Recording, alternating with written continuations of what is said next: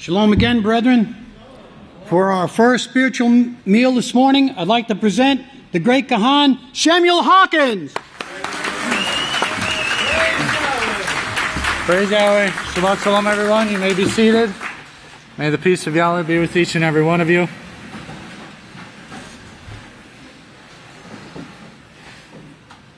It's a great honor to speak to the called out ones, the saints of the House of Yahweh. And at times it's even a greater joy to be able to sit and listen. I hope everyone was paying attention to the great future priest that spoke just a little while ago. We talked about stopping all wars. And you can go to the website stopallwars.org, but we all need to get behind this work because the wars could be stopped in 6 months if everyone would take hold of this peaceful solution and practice it in our lives. And I really want to focus on that, practicing the peaceful solution. We have all the tools. We have all the tools that we need. Now it's up to us to actually apply them in our lives. I'm sure many of you have seen the prophetic word. Okay? Yahweh sets before mankind life and death. Praise Yahweh. And we can see this death, this way of death that's set before us, is tremendous death. Sickness and disease, misery, tremendous misery. The world has no answers. Just a quick story. I know a man who has a 12-year-old son who had leukemia, went through chemotherapy for 6 to 9 months of excruciating pain and suffering, vomiting, couldn't eat, vomit up, and they thought the cancer was gone in the bone. So the child went back to school and was playing around, fell, and broke his leg. And so they went back in, saw that there was still cancer there. So now this 12-year-old boy, they had to, from his hip down to just a little bit above the knee, completely cut it out with a replacement. And this is a 12-year-old boy. This is what the world is going through. A lot of times we forget because we don't see it. It doesn't affect us, the sin and the suffering that's throughout the world at this time. So turn over to Deuteronomy chapter 30. We can't forget that this sickness, the disease, the misery is all around us. And it's up to us to qualify for this great kingdom of Yahweh, this family of priests who rule as Yahweh rules, in order to usher in this kingdom and to be able to be ready to teach the peaceful solution, not only being able to speak it, but by our example showing that we do live the peaceful solution.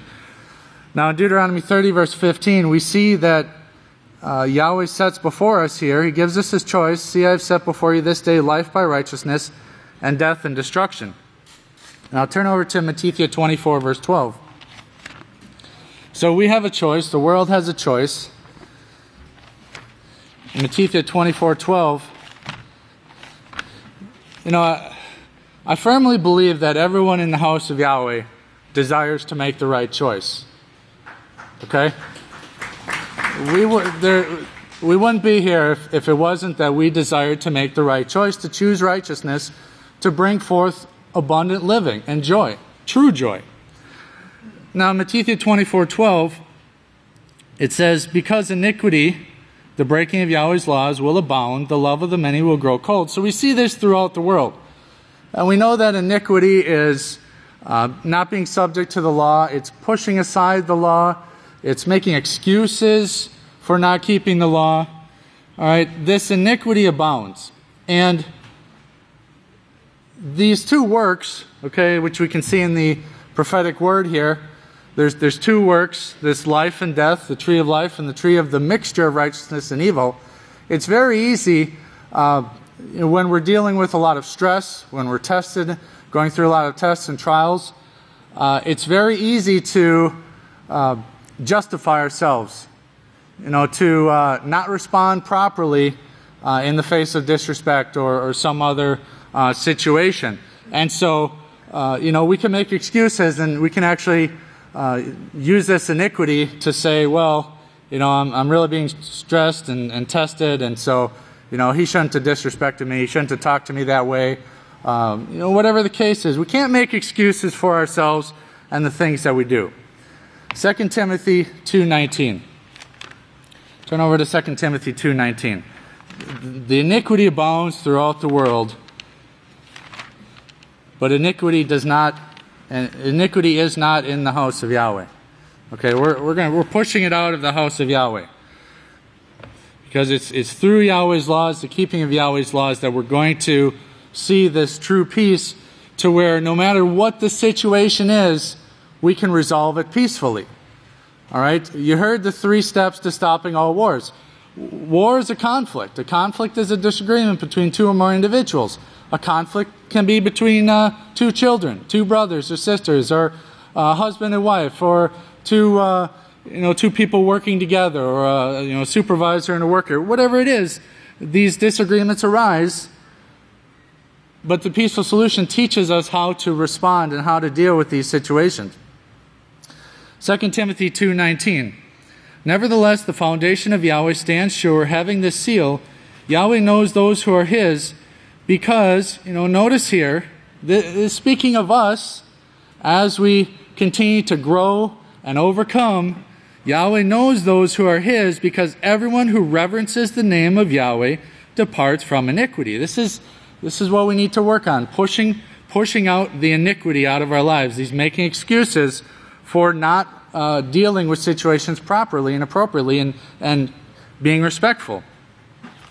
Turn over to 1 Corinthians chapter 12. I have a lot of scriptures today, and there's many, many more scriptures that you can add to these scriptures that I'd like to cover today in dealing with how we respond to one another, how we react, how we think about one another, our perception towards this various situations. And the peaceful solution gives us solutions to all of these, as far as having cool thoughts instead of hot thoughts, being able to identify negative emotions, how to respond, which if we have time we'll cover that acronym. So in 1 Corinthians 12, verses 12 through 27, we see here that we're one body. We're one body, and we're all part of this body, this house of Yahweh. Remember, we are the house of Yahweh. Let me hear everyone say that. We are the house of Yahweh. Okay? And we are. We make up the house of Yahweh. We're all important. We're all valuable. Verse 12. For just as the body is a unity, but yet has many members, and though all its members are many, they are one body, so it is with Messiah. For by one Spirit we were all baptized into one body, whether Yadim or Greeks, whether slaves or free, and have all been made to drink, into, developing this, we're striving to develop the character of Yahweh. Verse 14, for the body is not one member, but many. If the foot should say, but I am not the hand, I am not of the body, is it therefore not of the body? Actually consider yourself not having a foot, and consider what your life would be like. Or consider only having one hand. We need each other. We need every member of the house of Yahweh doing this work of Yahweh. Verse 16, and if the ear should say, because I am not the eye, I am not of the body, is it therefore not of the body? These are actually negative thoughts. Not thinking positively of ourselves. Okay? Thinking, my job's not important, I'm not important. Well, that's not the case here, because every member is important. If the whole body were an eye, where would be the sense of hearing? If the whole were hearing, where would be the sense of smelling? But now Yahweh has set the members, each one of them in the body, as it has pleased Him.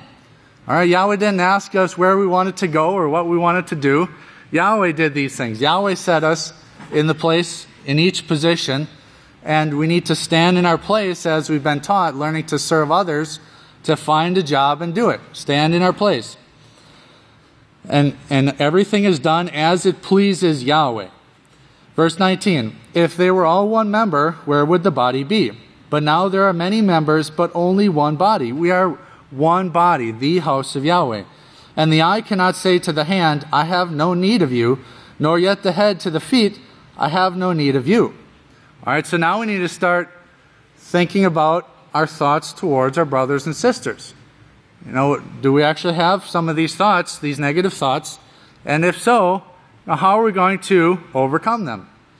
Verse 22, no, instead, those members of the body which seem to be weaker are necessary. They're necessary. And those members of the body which we think to be less honorable, on these we bestow greater honor. All right, and look at verse 25. That there should be no schism, division, or split in the body, but that the members should have the same care for one another. All right, for one another, that's right. Praise Yahweh. Treating others as we desire to be treated. Okay, and I can speak from experience. There's times where there's times where we're tested, and we need to, like we've been taught, we need to set our minds in advance in how we're going to respond. We've been given all the tools. We have no excuse. We have no excuse. But now it's time that we start practicing and using these tools. Verse 26. And if one member suffers, here's another thing to consider. If one member suffers, all the members suffer with it. Or if one member is honored, all the members rejoice with it. We are a body. We're a lot of times there's jealousy may arise or various other emotions, but we need to consider these things that Yahweh works in ways that we don't necessarily understand. And as a body, we work together. Some are honored, and we need to rejoice with that. Now, you are the body of Messiah and the members in particular. All right, turn over to Ephesians chapter 6.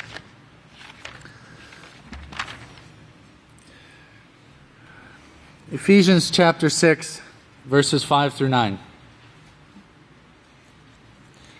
We're going to cover a little bit about this attitude that we need to have of servitude, having an attitude of servitude, serving others, and it's not, having a grudging attitude where, it's Leviticus 19:18 where it says that we should love our neighbor as ourselves, that we should not seek revenge nor bear a grudge. That becomes difficult if we have difficulty in controlling our thoughts and emotions. So as we control our thoughts and emotions, we can control these negative thoughts and push them out. Ephesians 6, verse 5. Servants, be obedient to those who are your rulers according to the flesh, with fear, trembling, and insincerity of heart as to the Messiah, not as men pleasers when their eyes are upon you, but as servants of Messiah, as doing the will of Yahweh from the heart, wholeheartedly rendering service as to Yahweh and not as to men. The scriptures talk about how, there were men who, they even served the Malachim. They served the messengers of Yahweh, not even realizing the position that they had, because they served them. And so it's this having this attitude of servitude towards others. We're actually taking on Yahweh's character and becoming to a point to where, it's not just, well, this is my supervisor or whoever it may be. We're actually learning to serve everyone as a body, serving the administration and serving Yahweh Himself in doing this great work. Verse 8, knowing that whatever righteous thing anyone does, he will receive the same from Yahweh, whether he is bond or free.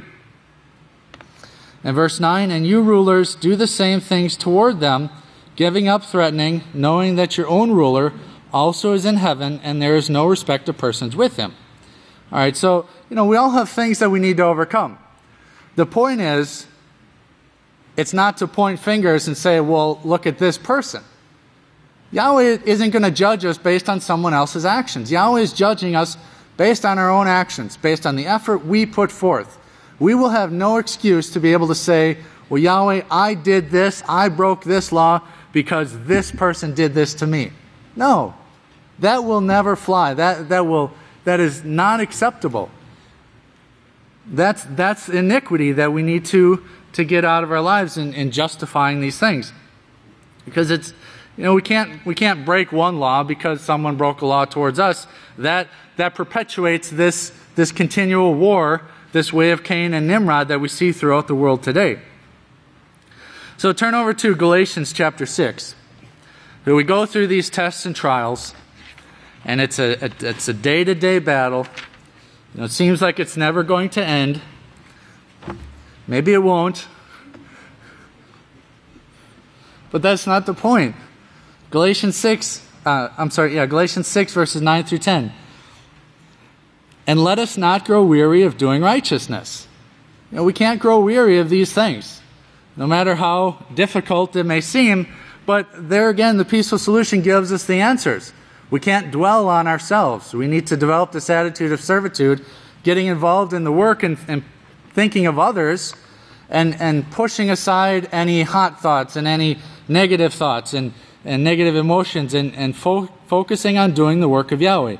Let us not grow weary of doing righteousness, for in due time we will reap if we do not faint, if we endure to the end. The time will come that the reward will be given.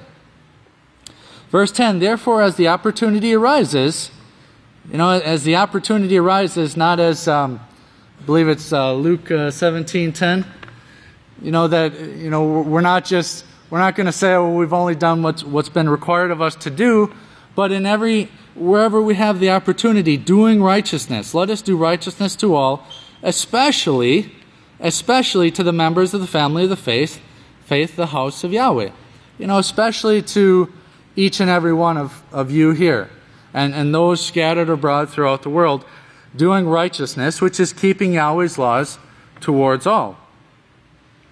So we need to be mindful and treat others according to the law, treating others as we desire to be treated. If you turn over to Jacob chapter 3,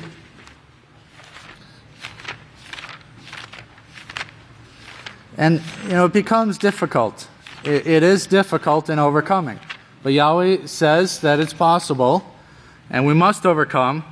And the self-control teaches us that it starts with our thoughts. We have to control our thoughts. How do we know the intentions of someone else? Who here knows my intentions? Who here knows what you're going to do this afternoon or tomorrow? You might have some plans, but the scriptures show us that Yahweh directs and guides all things, and we don't know what's going to occur.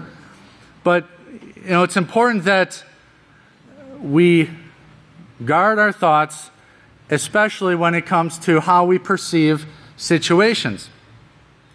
In Jacob chapter 3, verse 2, here we see that for in many things we all offend, sin. We make mistakes, we may sin. A righteous man falls 7 times, but we're continuing to overcome, to confess, to repent. If any man does not offend in word, this is what we're striving for, not offending in word, the same as a perfect man, and also able to bridle the whole body. Okay, bridling the whole body, bridling the tongue. There's many scriptures in Proverbs talking about the tongue and how important it is to bridle the things that we say. A fool speaks everything on his mind, but a wise man keeps his opinions to himself. It's very important that we follow the scriptures and take on Yahweh's character and how we conduct ourselves. Look at the side note there, letter J. Remember, we were created to become able to bridle the character. Okay, to bridle the character. Genesis 1:26, we're being made in Yahweh's image and likeness, developing Yahweh's character. Genesis 4:7-8, Yeshua said to be born again, which refers to not being begotten not of sin, but of the law, putting off that old man and taking on the new man. Turn over to Galatians chapter 5. So there's the continual exhortations in how we conduct ourselves, in even our thoughts and our actions, the things that we say. The peaceful solution goes into tremendous detail as to specifically how to do these things. Okay? And that's how the peaceful solution to me really simplifies Yahweh's laws and how to take on Yahweh's character and image. It's not that it's in an oaky language that I can understand.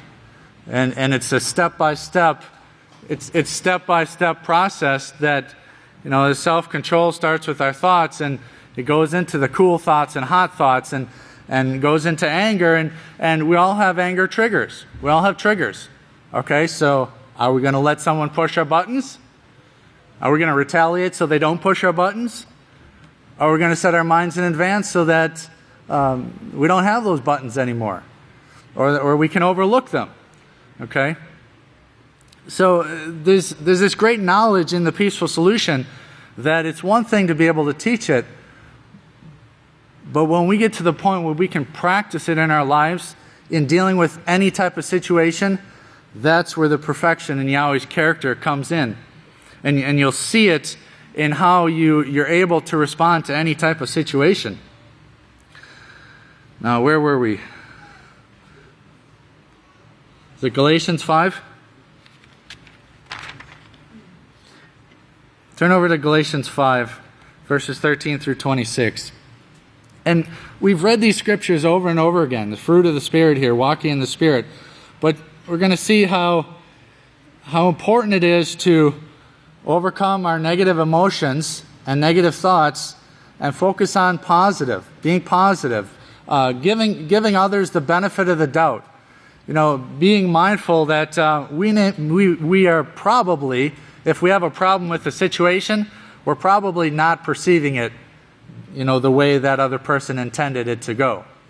All right, and giving others the benefit of the doubt that they are striving to overcome, and remembering that we're not going to be judged based on someone else's actions. We're being judged on how we respond in our own actions and attitudes, especially to an authority.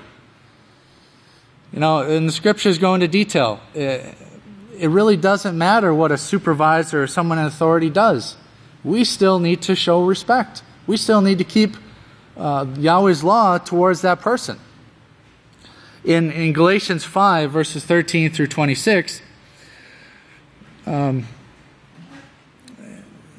you can write that all down, and we're just going to skip through a few of these. Verse 15, but if you bite and devour one another, be careful that you're not consumed by one another. This is where the war takes place, the conflicts and the disagreements, and where a root of bitterness could actually develop between brothers or sisters or whoever by having these negative attitudes and negative emotions towards one another. And if you look at verse 26, let us not become full of empty pride and ambition, not challenging nor defying one another, not being jealous of one another. Remembering that we're all part of this body. And when one member is honored, we should all be rejoicing.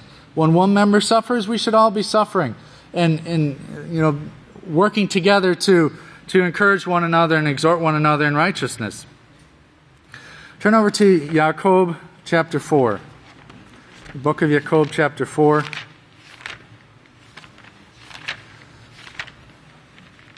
Verse 11.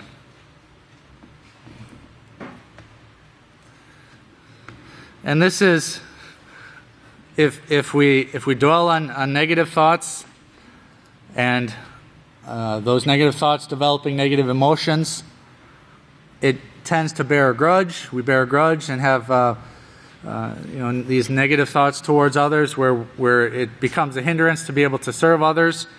And then we see here in Jacob chapter 4, verse 11, that it says, do not speak evil against one another, brothers. He who speaks evil against his brother and condemns his brother speaks evil against the law and condemns the law. And if you condemn the law, you're not a doer of the law, but a judge of the law. There's no one here that's a judge of the law. We are all to be doers in exhorting and encouraging one another in righteousness. So, here we see that we're actually going against the law and judging the law when we condemn one another and speak evil against one another. There is one lawgiver who is able to save and to destroy, or this cut off support of life. So, it says here, who are you who condemns another? So, this is very important that we consider how we think about others, how we think about each other, and that we're not looking to point fingers and find faults with one another, but we're here to build up one another as a body in unity. Very quickly, I'm sure everyone has their self-control book, not necessarily with you, but self-control being extremely valuable, these lessons that are given. And we have the RESPOND acronym, which you may not be able to see very well. It's on page 107 and 106 of the self-control unit. But it comes down to, I know that in my life, this RESPOND acronym, I need to learn this and apply it just like the STOP acronym. All right, and I tend to think that I'm probably not the only one that doesn't remember without looking back what the RESPOND acronym is. And so I want to encourage everyone as a homework assignment or throughout your studies to have this reminder, the RESPOND acronym, because in page 106 it actually talks about, it says, when you are in a conflict where someone is on the brink of losing control, it is up to you not to allow their behavior to influence the way you respond. So we actually learn in solving conflicts that it doesn't matter how the other person is acting. It's our responsibility to de-escalate the situation. It's our responsibility to respond properly. Not to retaliate, not to use harsh words, not to be disrespectful, but to actually respond in a way that, if you look at the acronym here, I can't go into detail, but it says remain calm, evaluate the situation, stay objective, practice being polite, overcome the desire to retaliate, negate the negative, and be determined. All right, so it's up to us to stop all wars. We're the start of stopping all wars, which starts with someone who may be having a bad day and may be having difficulty in dealing with the situation. We need to be able to respond and help to solve that problem. And it's important that we're not looking to judge others or to point fingers or to justify our own actions because of the way someone acted towards us, but to respond righteously according to Yahweh's law.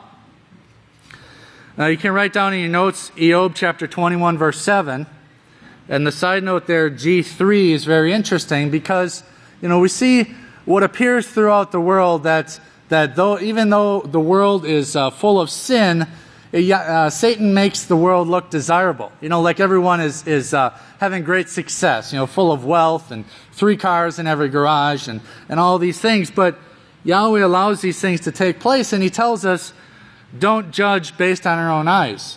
We can't look at a situation and be able to judge it. The law even says to fully investigate a matter and teaches how to do it.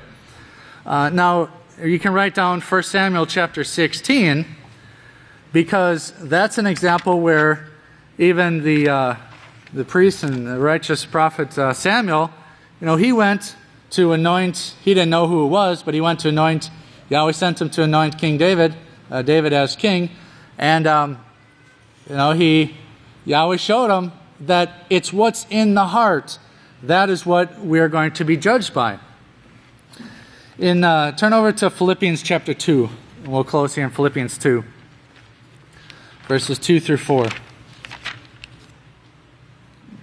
Philippians 2, verses 2 through 4. Complete my joy by being like-minded, having the same love, being united in one accord of one mind. This as a body, being in unity. Let nothing be done by way of strife or empty glory, but in lowliness of mind, let each esteem others better than themselves. This humble attitude of servitude, building others up. Let every one of you look out not only for your own interests, but also for the interests of others, serving others. This great attitude of servitude and having a positive attitude and controlling our emotions and our thoughts, this self-control that is so vital in stopping all wars. So may Yahweh bless your understanding. If you all please stand, I'll turn the services over to the great Kohan Zephaniah Hawkins. Shalom, everyone. Please be seated. May the peace of Yahweh be with each and every one of you. We're going to start out today. The first video is going to be, it's about these candidates that are running for office and molesting women, and then Bob Schieffer has a nice commentary on it. And he says, basically, why don't they quit? And he says the system is so broken now that these are the kind of people that are running for office a lot of the time now. Serious people don't want to fool with it. And he says in the end, people get the representation they deserve, which is, as we know, somewhat true, but realistically, democracy is when people have all the information, and the world does not give people all the information. Now, then we're going to go into the peace treaty, because this has started back up. John Kerry has announced that they're going to begin direct talks of, they call it final status negotiations. And this is straight from the Oslo Accord of September 13th, 1993.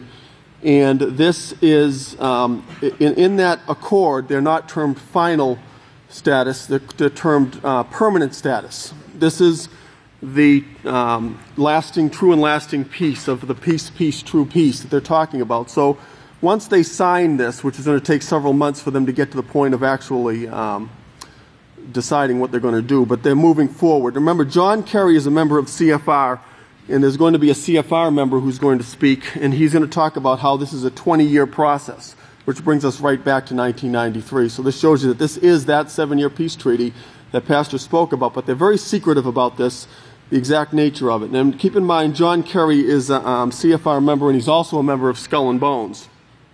So from what I'm seeing, these people are going to get it done. He's been working on this for years behind the scenes, and they just put him into power so that he could finish this deal off, which is going to be that 7-year peace treaty where they're going to say peace, peace. And then we have one last thing, which is going to be the House of Yahweh appearing on this show, Celebrity. It's basically a web page about this, but it shows us on this celebrity website. But we're going to stop the video first so that I can explain a couple things on that. So let's play the news. Pay close attention. What you're about to see is Bible prophecy being fulfilled.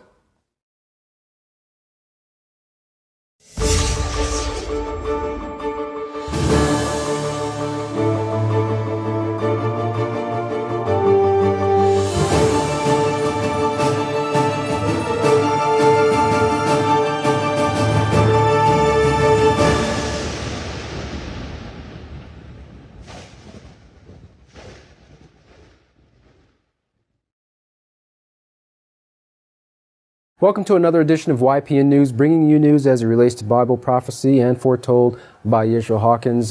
Jeff, today we have interesting articles with the turn of events that are taking place in the Middle East. And first we're going to start off with democracy overseas isn't the only place experiencing turmoil.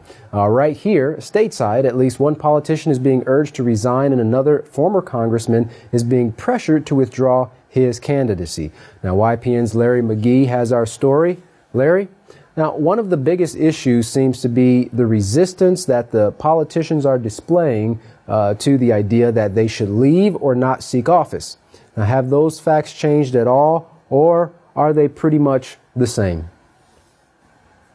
No change in that respect, Katan, as the democratically elected mayor of San Diego, Bob Filner, has not succumbed to the calls for his resignation. Filner has been accused of sexual harassment by 7 women and has been mayor of San Diego for less than a year after a 20-year career in Congress. In a press conference held recently, Mayor Filner took responsibility for his actions, admitting that the behavior that he has engaged in over the years has been wrong, and his failure, he said, to respect women is inexcusable. The 70-year-old mayor announced that, in an effort to address the issue, on August 5th, he is voluntarily entering a behavioral clinic to receive intensive counseling for his behavior. In the meantime, the attorney for the city, Jan Goldsmith, says that per an agreement with the mayor's lawyer, Mayor Filner will no longer be permitted to meet with women alone in city facilities. All of the attention has apparently affected the mayor's popularity as well. The Democratic office holder has lost the support of his party. Local, national, and state Democratic leaders are all calling for the mayor's resignation, and posters say 70% of San Diegans would like to see the senior politician make an exit. Also under fire this week for behavior which is socially accepted but politically a no-no, New York candidate Anthony Weiner acknowledged at a press conference that he continued to text sexually explicit photos of himself even after he resigned from Congress 2 years ago. At a campaign appearance recently, the former congressman said the voters will ultimately decide if he should run the city.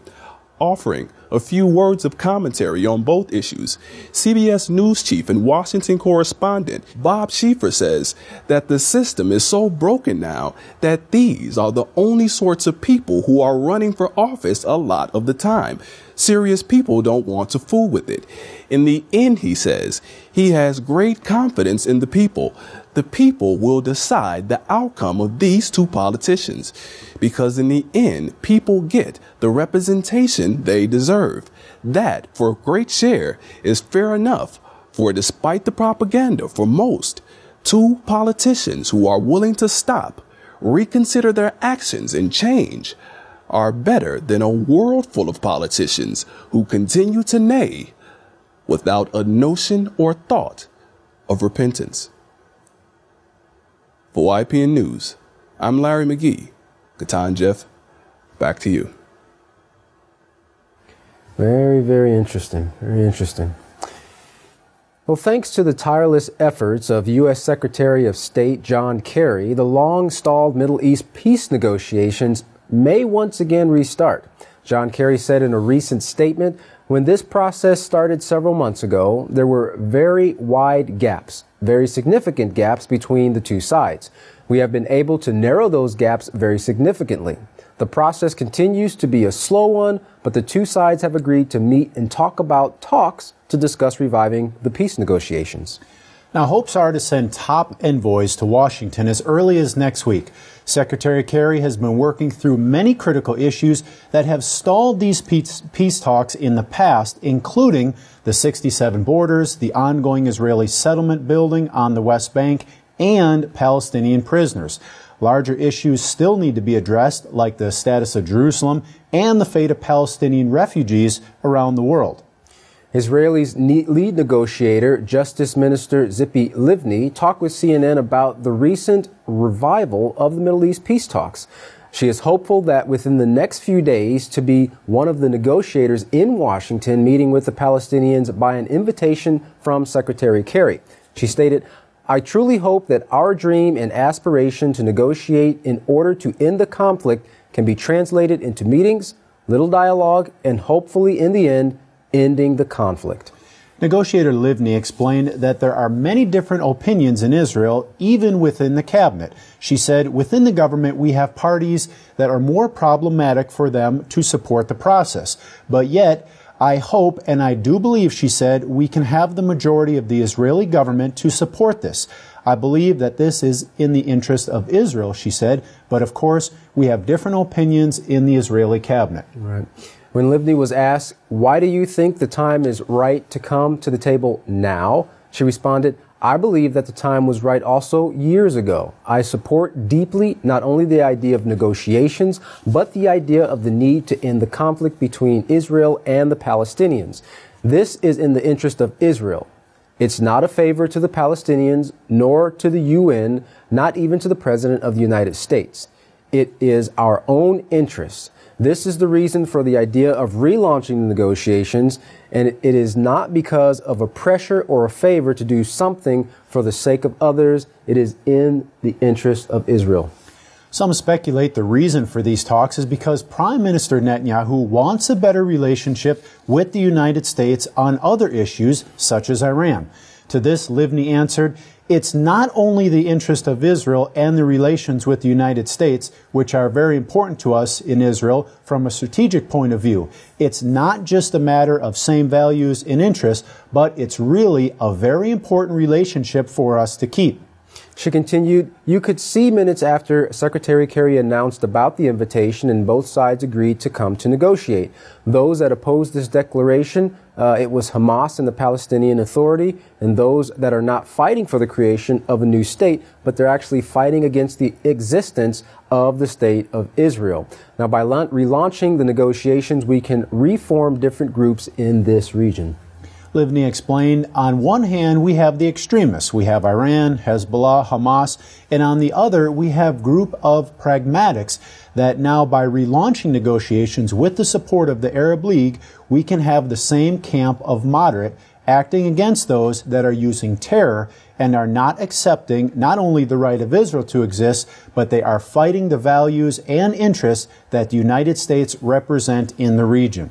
Negotiator Livni was also asked about the peace treaty Israel has with its neighbor Egypt and if the recent toppling of President Morsi has affected their relationship. Her response: the good news is that having peace between Israel and Egypt is something that, since we have had this for so many years, any changes until now in the Egyptian presidency and government doesn't affect the peace treaty because they understand as well that is in their own interests.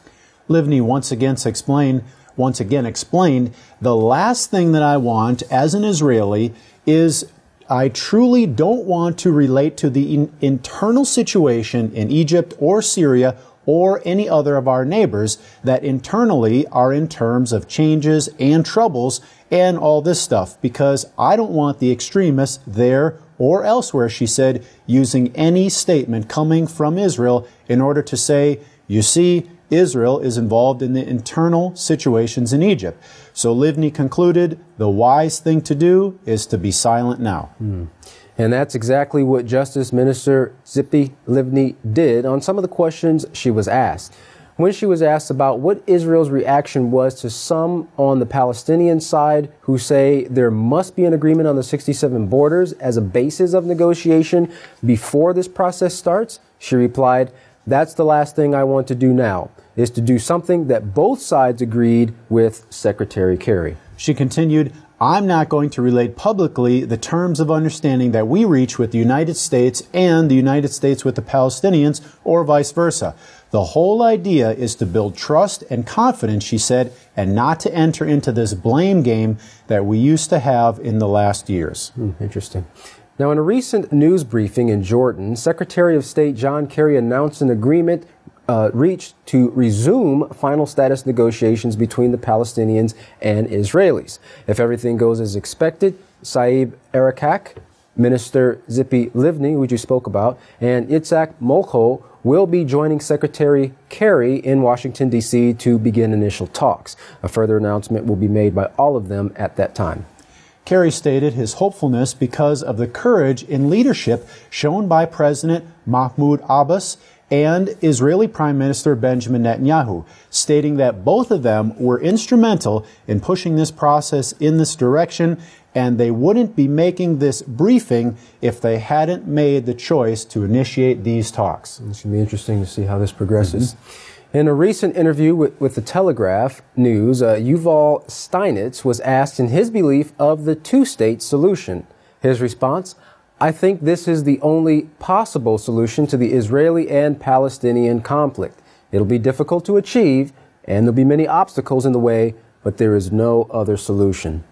He also said that he believed that most Israelis would support the two-state solution even if they had to make some considerable concessions.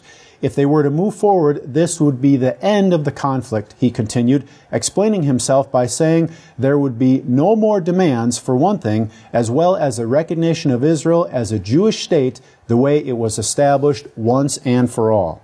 He restated the fact that both sides would have to make difficult and considerable concessions. Robert Dannon, a senior fellow for Middle East and Africa Studies with the Council on Foreign Relations, explained three things regarding the upcoming peace talks between the Israelis and Palestinians. The three challenges are bringing about clarity in these talks. Now, previously, vague diplomatic formulas were used to bridge seemingly irreconcilable differences. Now they will have to focus on the core issues of disagreements, such as the Israeli and Palestinian border. Another thing they'll have to discuss is both the Israeli and Palestinians will face domestic challenges, negotiating with each other across the same table, as well as their counterparts back home. Resuming talks with Israel is very unpopular amongst the Palestinians and amongst Fatah and the PLO, which of course Abbas heads. Palestinians think Israel wants open-ended negotiations and that the Palestinian political standing will fall without rapid and tangible results from the talks. Because of some of these difficulties, some suggest Netanyahu might have to leave his party, as 3 others have done in the past, which were Ariel Sharon, Ehud Olmert, and Tzipi Livni, because of his party's opposition to these negotiations. The third challenge is with the U.S., mostly because this conflict has taken up a great majority of Secretary Kerry's time. Soon President Obama and Secretary of State Kerry will have to decide how much energy they want to spend on the Israeli and Palestinian conflict versus destabilizing the situation in Syria, managing the road ahead with Egypt, and also trying to prevent Iran from developing nuclear weapons. Either way, they're going to have a lot on their plate. Interesting. And to close us out today, on the website Celebrity Bella, several comments were made in response to the recent case of Trayvon Martin. Apparently, someone's been reading up on the peaceful solution. They wrote, in response to the Trayvon Martin tragedy, the peaceful solution.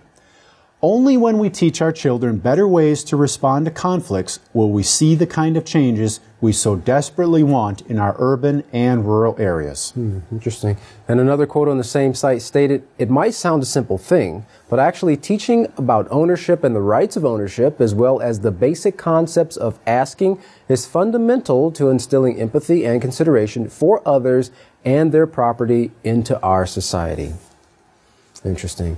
That's right. Interestingly enough, too, Jeff, that the peaceful solution is making its case to global leaders regarding their solution to stop all wars. I truly believe that if the peaceful solution was implemented, we would see a stop to wars, both local levels, between individuals, as well as between nations. And also interesting are all these developments that we're seeing once again with the peace talks. So we're definitely going to have to keep up with that. That's right. Now, you can request your newsletter and prophetic word if you have not already done so. You can write the House of Yahweh by, get your pencil and paper, take this address down, P.O. Box 2498, Abilene, Texas 79604. You can also call them at 1-800-613-9494 or visit them on the web at www.yahweh.com or www.yisraelhawkins.com. You can also email them at info@yahweh.com. And of course, all calls outside the United States, please dial the number on your screen. Well, don't go anywhere. Up next is Yisrayl Hawkins. For all of us here at YPN News, I'm Jeffrey Heimerman. And I'm Katan Alexander. Thanks for watching.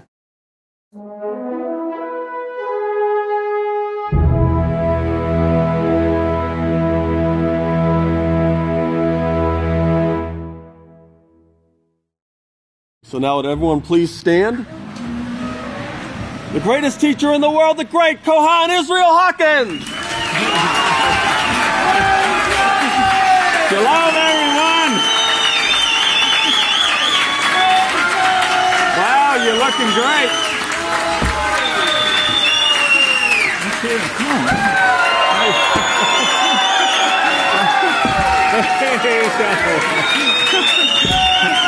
All right, let's go big.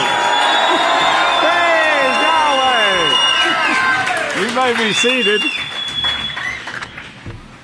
That should wake everybody up, I think.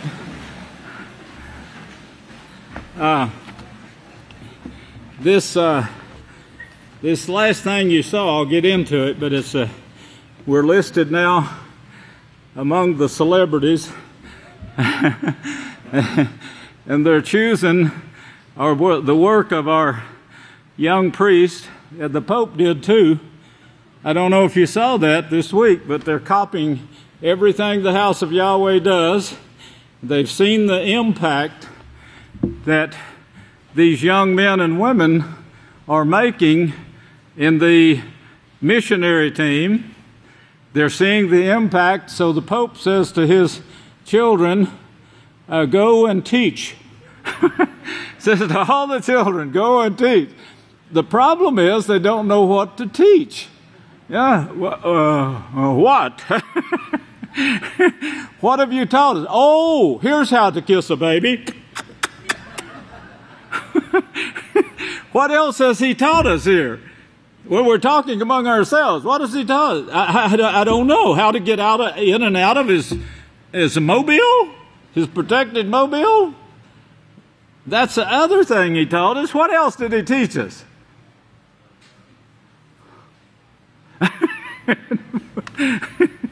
Well, not very much. The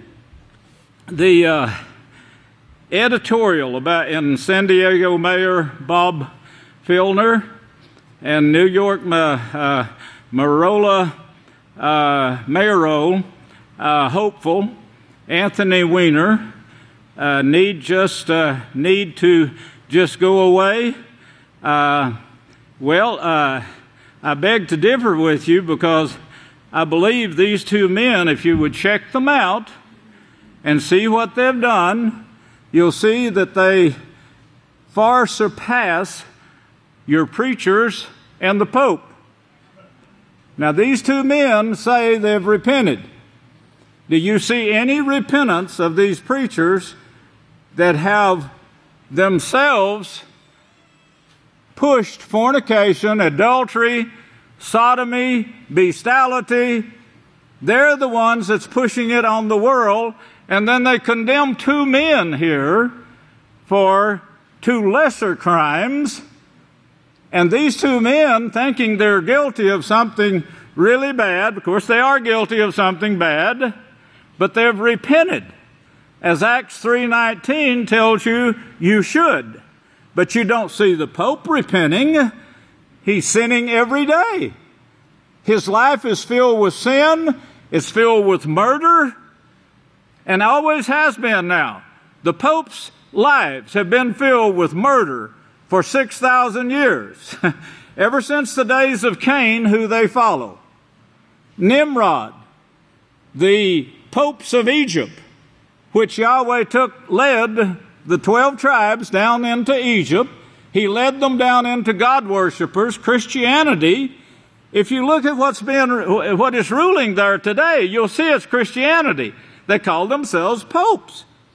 It's just another class of what they came out of, what Yahweh brought them out of. He brought them out of Christianity. That's the 12 tribes. Abraham's children. He says, I want you to get a taste of this baloney, this irony that's being taught in Egypt. Then I'm going to bring you out after 450 years, and I will give you my laws, and it will take away the sickness, disease, and give you a way of peace. And this is what it did. And then they turned and went back into Egypt and scattered it throughout the world. This right here, I think both of these men should be elected. I think they would be an asset to America right now. From what the Pope is doing and what Christianity is doing, vegetables suspected as cause of cyclosporal outbreak. This is a product that comes from STDs. I know the scientists don't want to tell you that, but it comes from STDs, and they're saying, we think it might be connected with animals some way. They don't want to tell you it comes from bestiality, and it's being spread by mankind to the vegetables and to each other. You think these people that's got this on their hands and they're spreading it to each other, you think they're not going to put it on the vegetable that you're eating? And then they have a sign at the grocery store, these vegetables are poison. These vegetables, at the far end, you go in on this end, you get your vegetables, but if you go clear to the left end, the far end of that, you'll see a sign that says, these vegetables are poison. Here's a spray that will help some. You might ought to get this and spray your hands and the vegetables before you eat them. Well, that's the ignorance of Christianity that's being taught throughout the world today, and we're the only ones on the face of the earth that is exposing it.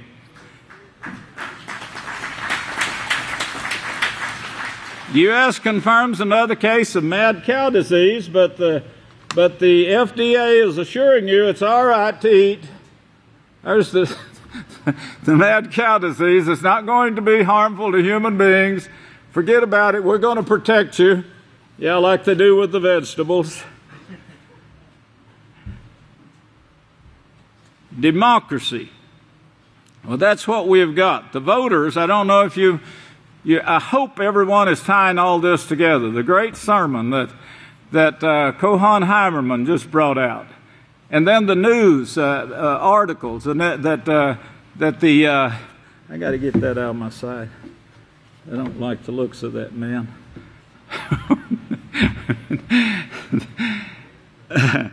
The democracy that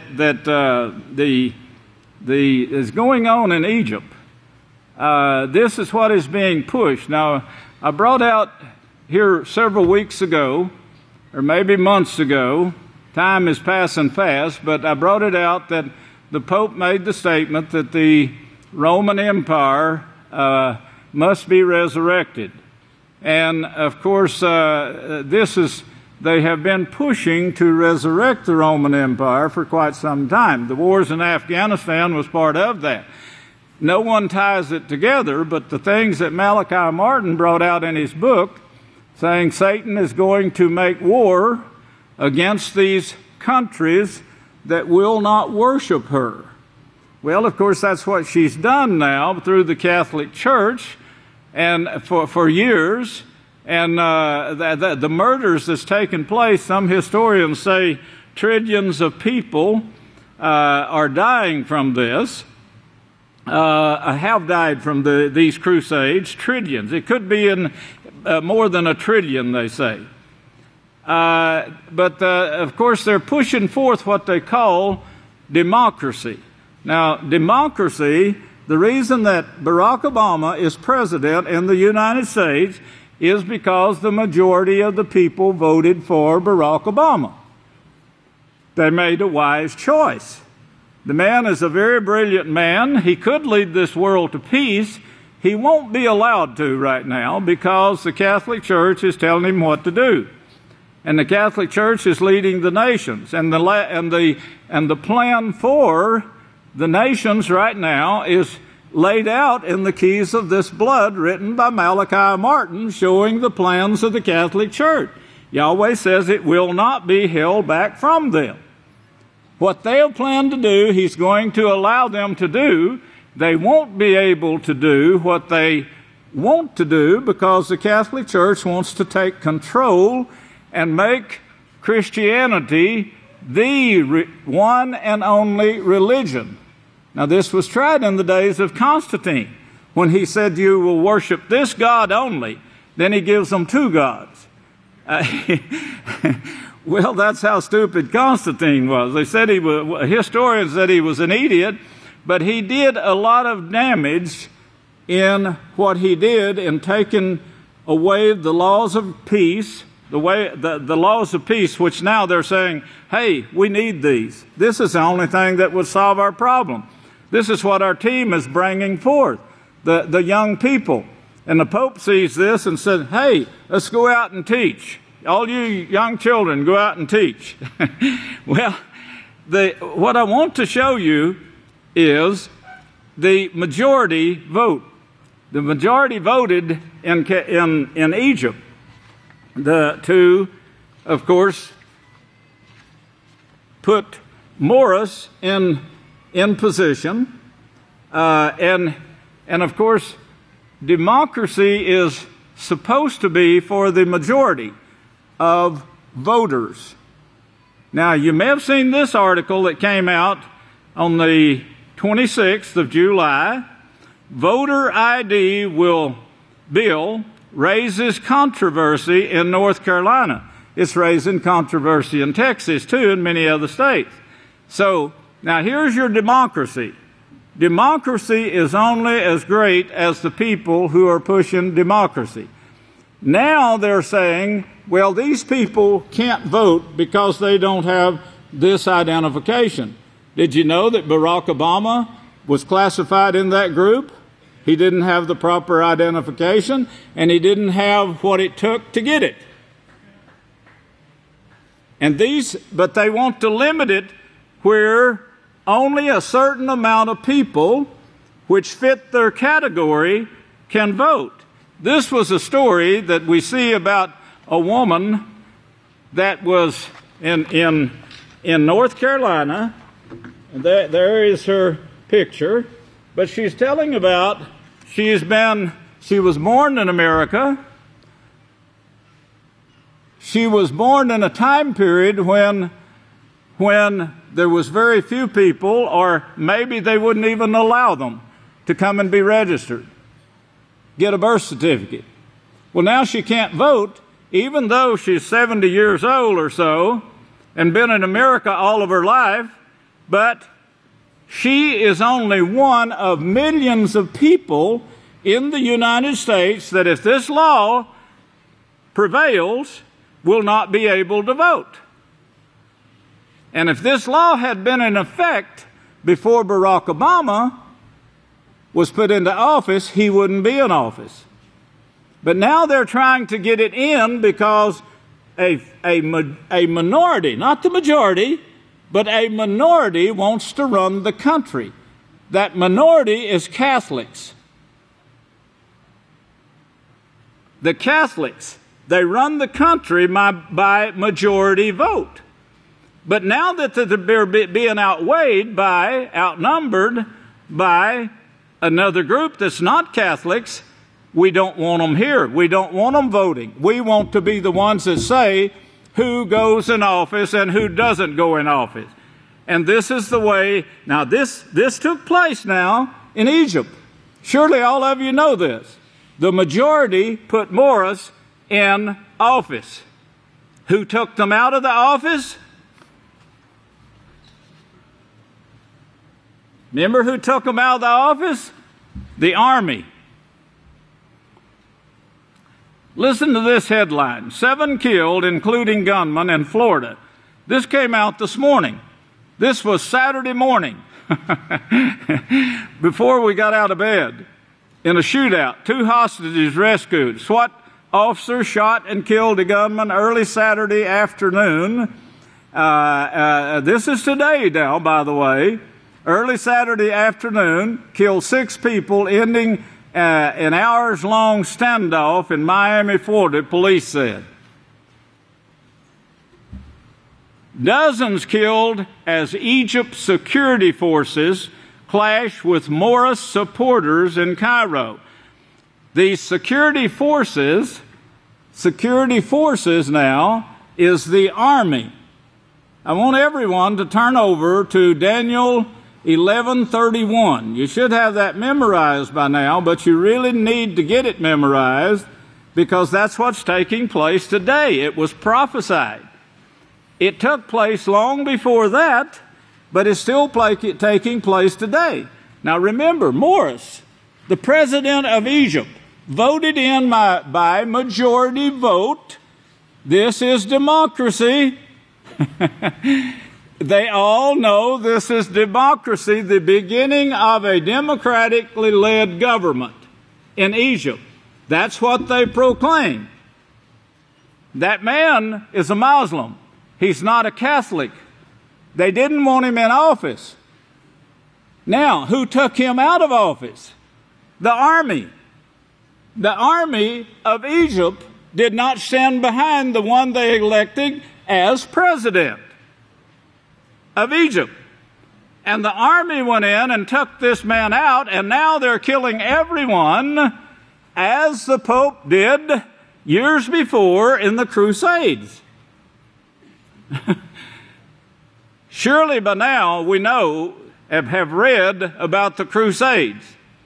And the Pope saying, stop fighting among each other, join us. We'll go take these people, they're peaceful people, we'll go take these people and their land, we'll divide the wealth, you will be millionaires, all of you. Just come join us and we'll take all of this land and wealth that belongs to these peaceful people. This is the same thing that's going on today. This is what history shows you. I didn't make these things up. This has gone on for thousands of years. The Roman Empire, the roving empire, Now turn over to Acts 22, verses 1 through 5, and read that. And those of you in radio and television land, write down those scriptures. Daniel 11:31, Acts 22. This is in the New Testament, the so-called New Testament. I wonder how many people know why the Catholic Church called it a New Testament. They meant a new covenant. You know, do away with that old covenant and let's take this new covenant. So they put new covenant. This is a new covenant for you right here. And your God that you worship here is Jesus Christ. That's the one and only God, not knowing that these are two gods that he named here. Both of them from Egypt, of course. This is the Egyptian religion that we're following today. It was the one and only religion allowed in Egypt. They worshiped every god, and when the gods differed, of course they had clashes. Constantine says, I'll solve this. I'll give them one God to worship. And they'll just follow this one God, and whatever he says will be written in the New Testament, in the New Covenant. You got it? Acts 22, 1 through 5. Shaul was a Roman soldier. He was a roving soldier. It plainly tells you this in Book 2 of the Book of Yahweh, which they call the New Testament. Shaul and his armies went out to get people. They confiscated their land, their wealth. They took the men and the women in chains. To where? Who was leading them? They took them to the chief priest, the Pharisees, Sadducees, Essenes, and Herodians. The Herodians bought and paid for an army, and they took wealth from the people and paid the army. And they built the hugest army on the face of the earth, called the roving army, now called the Roman army, and that time called the Roman Empire, led by the Pope, the Pharaoh. Another one, he was originally called the Sot. Then later he was called the Soter. I'll bring all this out to you later.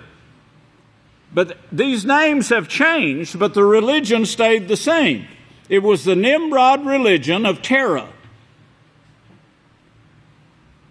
A beastly system that forced people to do what they wanted them to do, and if they would take their education and abide by it and work for the beast, is fine and dandy. They could live in the land. If they didn't, they were killed in the land. They got to being so many murders in the Crusades that they didn't take time to bury them. They had control over the whole world, just like Daniel said they would. He showed this in chapter 2, and he says, wherever there's breath and life on the face of the earth, you're going to be the ruler. And he is speaking of 4 great beasts that come up out of the earth and combined their strength, and they gave their army, the army gave its power and activities to the Pharaoh, then to the Sot and the Soter, then to the chief priest. The chief priest and that's where Shaul, the Roman soldier, got his permission to go out and kill, yes, stone. Remember who stood by and watched Stephen get stoned? A man who preached the laws of Yahweh? Shaul was there. He was the leader of this gang. And then he got letters from the priest and says, I know another group up here I'd like to go get and drag down here. So you can either stone them, but what I wanted to tell you now, this power kept going for thousands of years. They took the Bible away from the people. They took all the Holy Scriptures away from the people. And for 2,000 years, man was not allowed to own any of what we can read in the book of Yahweh. Now, 2,000 years this went on. Their murders got so great that they couldn't bury the dead. So they just killed them and left them to rot or be eaten by animals. Well, this started a bug to growing. Just like we got right here in the mad cow disease, but they're not telling you about it, but they're trying to kill the cattle before they come down, before they get old enough to come to start showing with mad cow disease. It's also the creation of all this stuff that's defiling the food. Remember, Yahweh says the earth is defiled. The land is defiled. The food is defiled. The people are defiled. Their minds are confused. You heard what the narrator said of these men. Well, it seems like this is the only kind of people that's running for office anymore. You heard that, surely. I hope you did.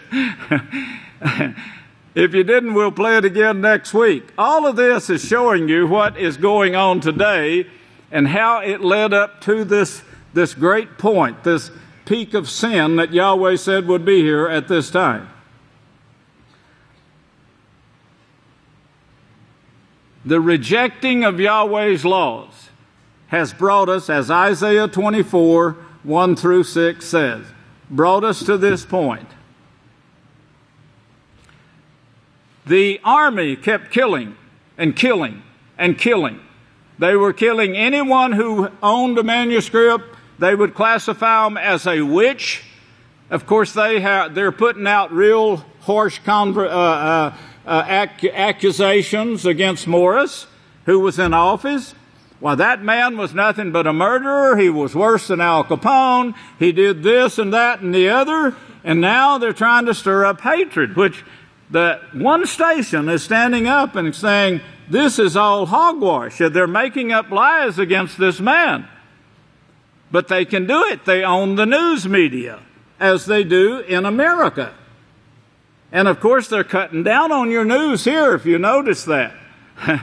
It's getting harder and harder to get news that is unbiased anymore.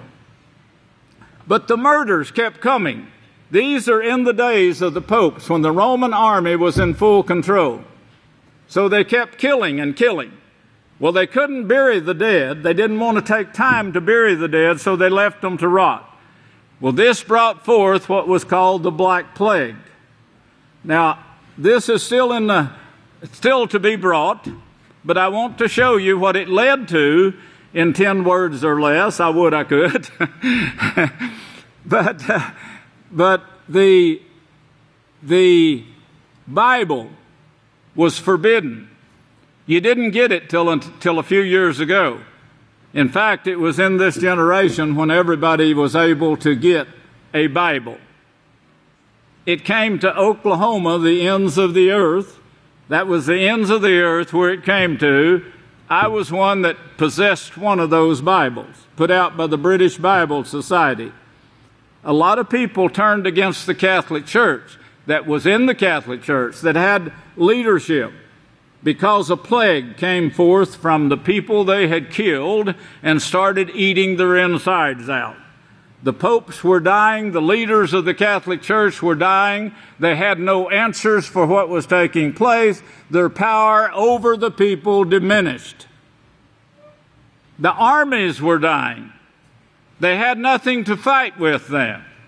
So in this way, the leaders that was wanting to get the Bible into the hands of the people, they became powerful. And the people who were wanting these, they stood behind them and pushed them and paid them and gave them the money, and they became rich. And that's how the Bible got back to fulfill the scripture that says in the last days there will be a witness to this mess that is taking place, and that witness will take this to the ends of the earth. Praise Yahweh.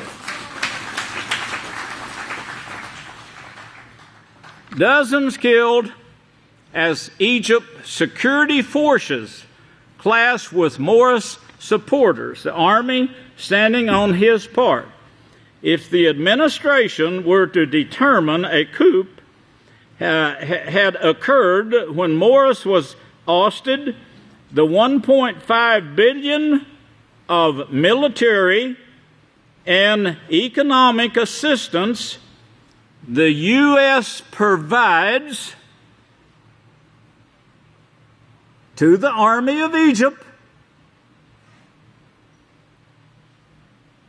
Egypt would be required by law to stop. The Herodians owned the army. They were very wealthy people. They got their wealth, of course, by killing people and taking their property.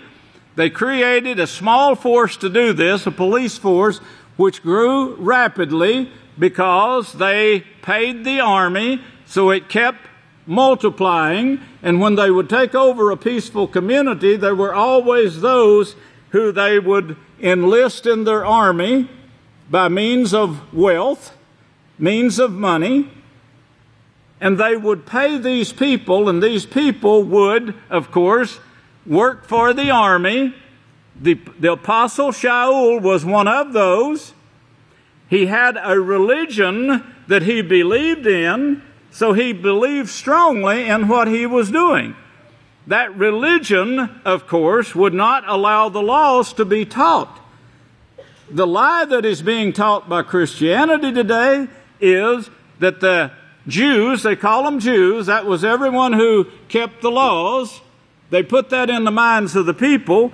When Yahweh, Yeshua himself, the Savior himself, said, you had the law given to you, but you haven't kept it. None of you keep the law. But Christianity says these were the law keepers. They're liars.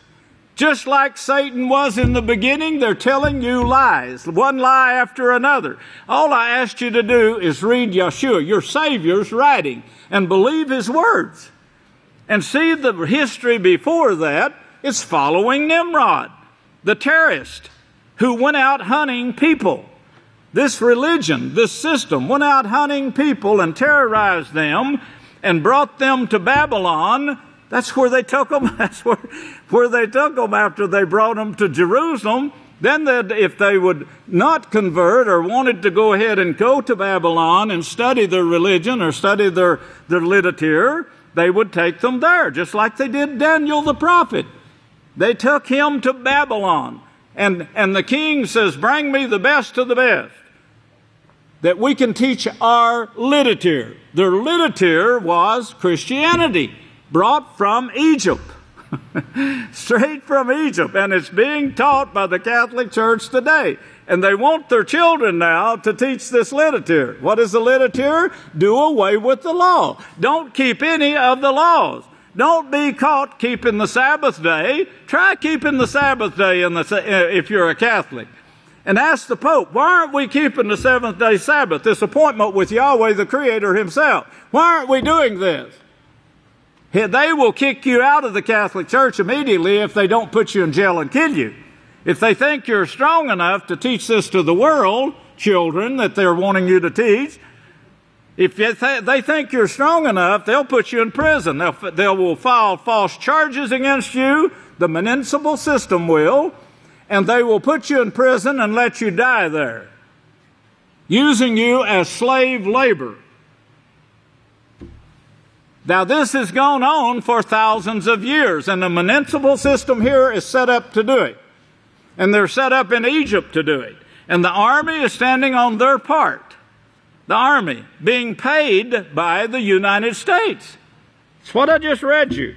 If the administration were to determine a coup had occurred when Morris was ousted, was taken out of office by the army, taken out of office by his own army that he was selected to govern.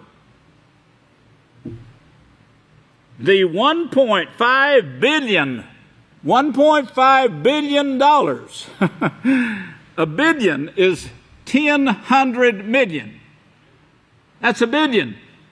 Try to add this up in your head. You can't do it. $1 trillion is 100 billion. That's how many people they killed in Europe, and more, the historian said, through their murders throughout the world. How many's dying now? The clashes here that's taking place, one of these reporters said they didn't report them all. It says at least 100 people were killed. They said these were government statistics whose bodies was taken to government offices. That's the only ones they counted. And they're saying there was a lot more than this, probably into the thousands, that they're killing in Egypt. Who's killing them? The army stands on their part. Yes, just like it did in Daniel 11:31. The army is standing on their part, and here's a picture of the soldiers with the tanks on top of a tank, and of course their new president, who is Catholic, by the way. Yes, Catholic. Well, that's what's going on in the world. Since August 22, 2011 to July 26, 2013, we have reached with the truth and the information 165 million.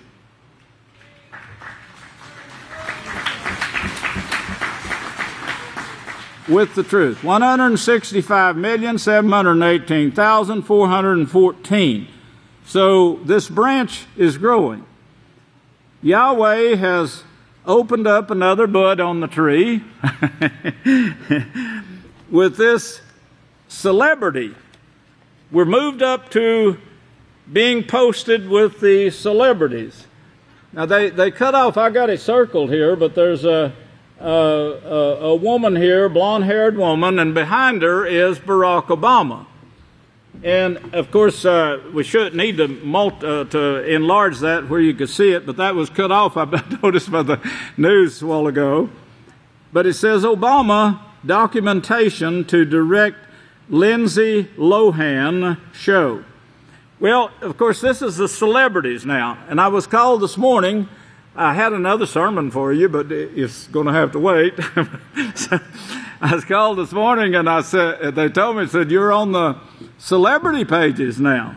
And I said, really? Well, of course, the very first article on this page, number 1 right here, says, in response to Trayvon Martin tragedy, the peaceful solution.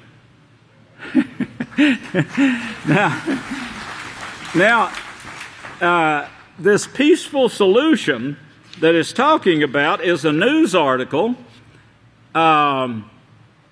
They quote, it says, they also quote some more besides this news article. They quote some more from the peaceful solution. On number 8, it says, it might sound a simple thing, but actually teaching about ownership and the rights of ownership, as well as the basic concept of asking, is fundamental to installing empathy and consideration for others and the property into our society and property into our societies. This comes straight from the peaceful solution that our team is teaching our missionaries who are going out into the world to teach. Yes. The news article here, in response to Trayvon Martin tragedy, the Peaceful Solution Character Education Incorporated offers a solution to address the ongoing conversation on the celebrity show. Nonprofit group says character education can prevent Trayvon Martin-like incidents The Peaceful Solution Character Education Program states that character education is what is needed in this country and other nations throughout the world. They say by implementing the Peaceful Solution Character Education Program in every home, school, and workplace, we can begin to stop incidents such as Trayvon Martin tragedy. Only when we can teach our young men and women better ways to respond to conflict will we see the kind of changes we so desperately want to see in our urban and rural areas, says Yisrayl Hawkins, author and founder of a successful comprehensive character education program. Hawkins adds, it might sound a simple concept, but actually teaching about ownership and the rights of ownership, as well as the basic concept of asking, is fundamental to installing empathy and consideration and for others and their property into our societies. Without fundamentals of moral character traits, young men and women, regardless of their race, culture, or neighborhood environment, are far more likely to find themselves in risky behaviors, often leading to life of crime, poverty, or poor health. The Peaceful Solution Character Education Program lays claim to being able to address all such problems and provide solutions with tried and tested methods of teaching character to all people of all ages and all nations. The group says the Trayvon Martin case is a tragedy with no winners. They say that learning principles such as how to practice self-control and how to handle conflict positively are just a few of the tools the program teaches that will reserve the outcomes of similar situations. For more information, visit the website, and they even give our website on here. And then it says about us, it says, pioneered by Yisrayl Hawkins in 1994. Get that date, 1994. A tragedy took place in the House of Yahweh that I thought was a tragedy anyway at the time. And in that same year, the Peaceful Solution Character Education, that wasn't in there, but I just added that. Pioneered by Yisrayl Hawkins in 1994, the Peaceful Solution Character Education Incorporated began with a group of concerned parents and teachers whose keen observations led them to realize that positive character development was rapidly deteriorating in our society. Their concern prompted them to proactively embark on a mission to stop the decline and bring back positive character behavior to society. In 2004, the Peaceful Solution Character Education Program, authored by President Yisrayl Hawkins, was successfully introduced into the United States and 9 other countries. Since that time, the program has been successfully implemented in schools, prisons, systems, other school programs, daycare centers, apartment complexes, businesses, nonprofit organizations, and in the homes. I thought that was really great, and it's on, praise Yahweh, and it's on the Celebrity Show, which apparently this is a very popular show. We did look it up on some of it and found a little information on it, and it ranks among the millions. It really ranks among the millions, and of course, and Yahweh is put it out there for the millions to see and hear, and if they can't tell, that is sensible stuff that they're reading there, there's something wrong with them. But Yahweh willing, is this mine? Do you know? It's mine? Okay. Praise Yahweh. A new one. Oh, I'm featured there too. Y'all see that? I didn't notice my picture. It's life and death. Life, yeah, see, life in gold too. And death. And that's all the Catholic Church has ever brought forth is death. They have no salvation. There's no salvation in anything they've done. The only thing they've done is murder. And they've hit the terrorism. That's all it's been since Nimrod. If people would just look at what the Catholic Church is doing today, of course the Holy Scriptures that foretell the future, foretells their future, and of course it's death. There's no salvation. In fact, it's a lake of fire. There is no life in any of these things that the Pope is doing. The holidays and the kissing babies, that has nothing to do with righteousness. Righteousness is 1 Yochanan or 1 John 3, 4, 7, 8, and 10. Read that. Now Yahweh bless you, and I'll turn the services back to the next leader. I love you!